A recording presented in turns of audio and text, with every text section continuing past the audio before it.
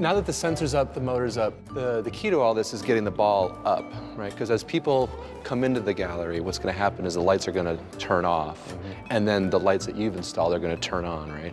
The hope is actually that this is fairly not noticeable, so it becomes much more of a surprise. Right. I'm a curator without a collection. In addition to being coordinator of the Minnesota Artist Exhibition Program, I do work on other projects with local artists. So I see the creative process from the beginning to the muddy middle to the end.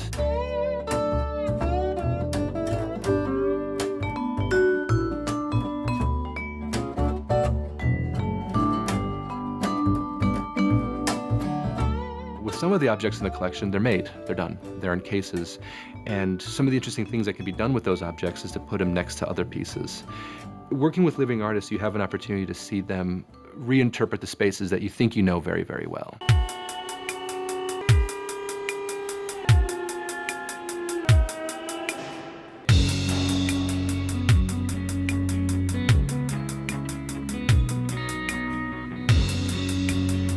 Well, I think this is the first disco ball that's been hung in this fountain court. The MIA is celebrating its 100th anniversary this year, and to mark the occasion of our 100th birthday, the MIA has planned 52 weeks of surprises all over the museum.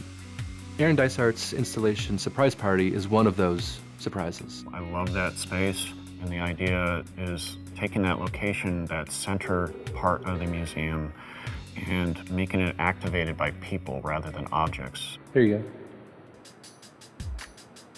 It's like an eclipse. Aaron and I talked quite a bit about the space and how to hang it, and with our electrician and our engineer, and had some really good conversations about how best to make this happen.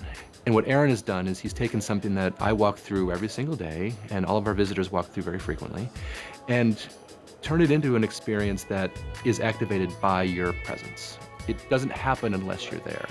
It turns it into a surprise that we feel is very much in the spirit of the surprises that we have planned this year.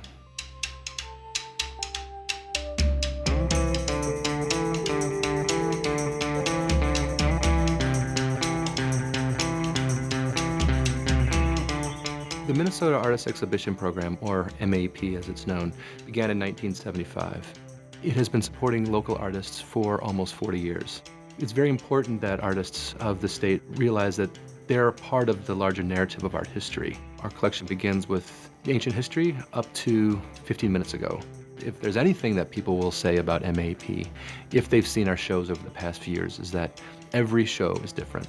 And my role as MAEP coordinator is to work with the most recent contemporary artworks that we have on display.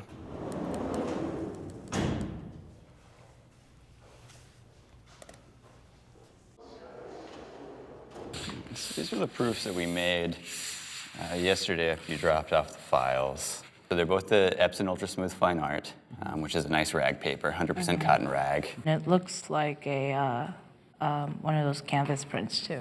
Pa Her's MAEP exhibition, Attention, it's a series of 10 photographs that Pa has shot over the past 2 years. So for Pa's show, we worked very closely with some photography printers and framers in town. I need to brighten up the figure, right? Not so much the background. This is the part where you're gonna maybe lighten it up a little bit. You said that you guys feel like that's a little bit dark.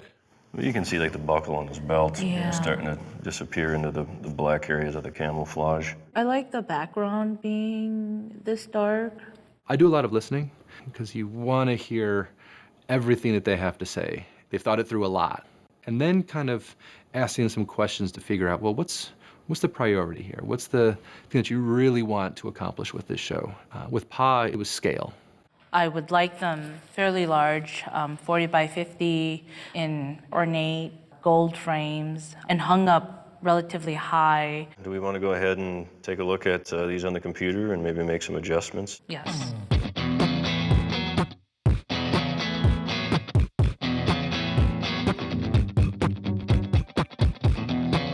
They worked on color corrections, talked with her about creating consistency amongst all 10 of the pieces, and then once they were ready, once they had the proofs, they then printed them. So we can take a look at these two now in comparison, and the one on the right is the new one we just made. Look, you've opened up the blacks a little bit more. It looks a little bit lighter right here. Definitely. And in the And the inside of his sleeve there. It's funny how many differences you can see between two photographs when they're sitting side by side. One's a little bit blacker, one's a little bit lighter. The color's not as saturated, for instance. These proofs give us a real good idea of what they're gonna look like. Well, I'm really excited to see them like full size, 40 by 50.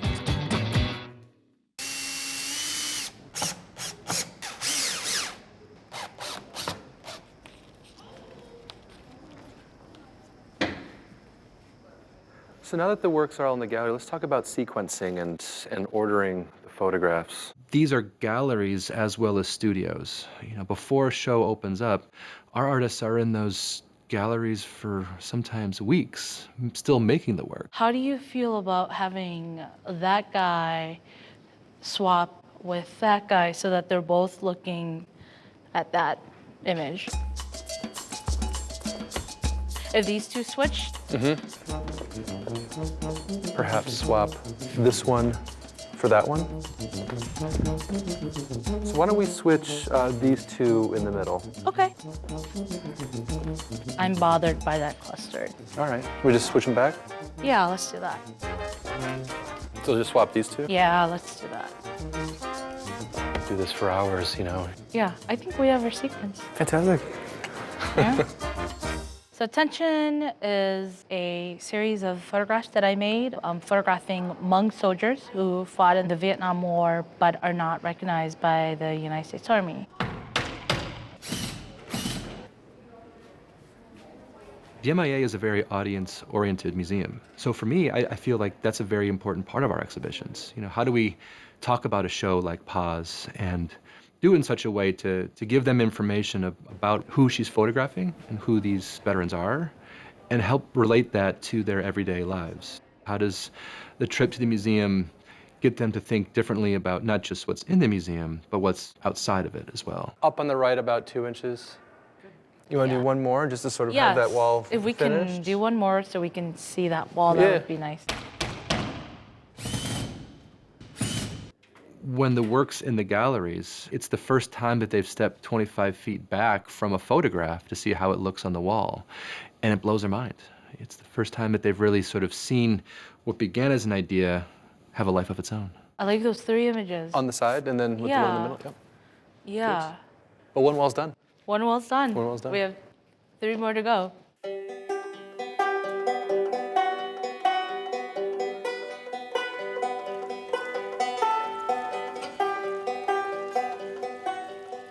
As people are becoming more and more aware of what is local, what is made, what is produced, what is valued as a local commodity, museums have that same opportunity to become part of that discussion.